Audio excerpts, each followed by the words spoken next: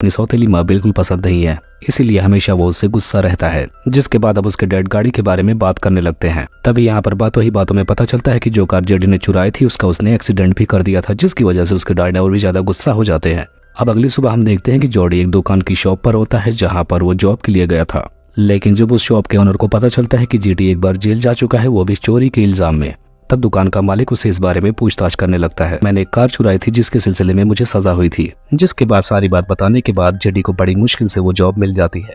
अब हम देखते हैं कि जेडी जब घर आ जाता है तो वो अपने बिस्तर पर लेटे लेटे पॉर्न वीडियोस देख रहा होता है और मास्टरबेशन भी कर रहा होता है। लेकिन इसी दौरान उसकी वहां पर स्टेप मदर आ जाती है, जिसे देखने के बाद वो और भी ज्यादा चिढ़ जाता है। जिसके बाद अब एलिस माफी मांगकर वहां से जाने लगती है। जिसके बाद देखते हैं कि अब वहां से जेडी बाहर जाकर एक पार्क में जाकर बैठ जाता है और वहीं थोड़ी ही देर में एक खूबसूरत लड़की जाकर जेडी के पास बैठ जाती है, जो बहुत पहले उसकी क्लासमेट हुआ करती थी।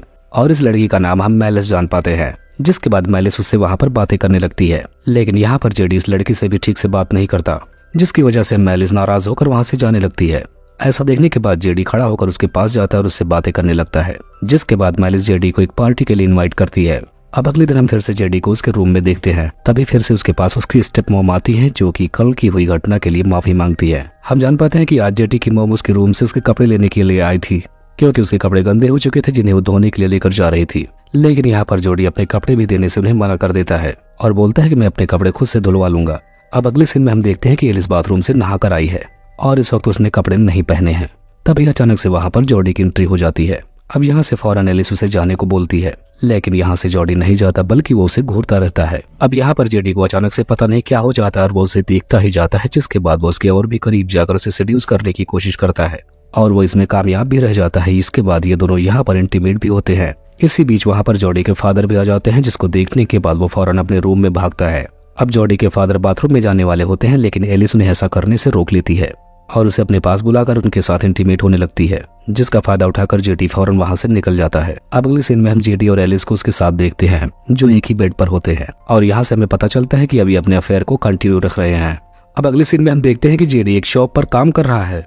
तभी वहां पर मेलिस उससे मिलने के लिए आती है। अब यहाँ पर ये दोनों शॉप पर बातें ही कर रहे थे, तब तक यहाँ पर इनका मैनेजर आ जाता है। यहाँ मैनेजर आकर उससे बोलता है कि तुम्हें अपने काम पर फोकस करना चाहिए।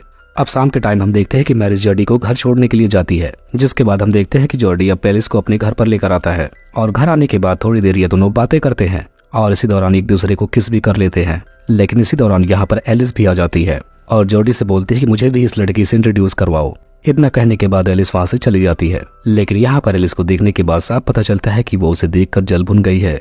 अब अगले सीन में हम जॉडी और मेलिस को झूला झूलते हुए देखते हैं। अब झूला झूलने के दौरान जेडी झूले से गिर जाता है, जिसे देखने के बाद मेलिस भी झूले से गिर जाती है। जिसके बाद ये दोनों यहाँ पर बहुत सारी मजाक मस्ती करते हैं। यहाँ पर मेलिस जेडी से पूछती है कि क्या तुम अपनी मॉम को अपनी मॉम मानते हो। तब यहाँ पर जेडी बताता है कि ऐसा कुछ भी नहीं है, बस वो मेरी स्टेप मैम है। यहाँ पर मेलिस जेडी को बताती है कि क्या तुमने ये बात नोटिस किया कि तुम्हारी मॉम हमें देखकर ऐसा लग रहा था कि जैसे कि मैंने उनसे उनका बॉयफ्रेंड चुरा लिया हो। तब यहाँ पर जेडी बोलता है कि उसके बारे में यहाँ पर बात करना सही नहीं है। जिसके बाद जेडी इस बात को यहीं पर रोक देता है। अब अगले सीन में हम देखते हैं कि जेडी के ऊपर जेडी का मालिक शॉप पर उसे चिल्ला रहा है।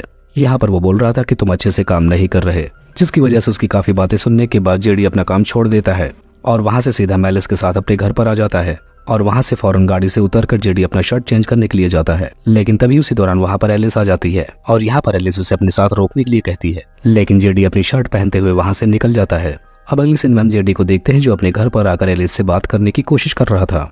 लेकिन इसी दौरान यहाँ पर उसके डैड भी आ जाते हैं और जेडी को मारने लगते हैं, क्योंकि एलिस ने उसके रिश्ते के बारे में सब कुछ बता दिया था। अब यहाँ पर उसके फादर उसको कुछ ज्यादा ही मारे जा रहे थे, जिसकी वजह से जेडी को गुस्सा आ जाता है, जिसके बदले में वो अपने फादर पर हाथ उठा देता है। इन सब के बीच एलिस वहां पर आकर अपने पति को वहां से लेकर चली जाती है।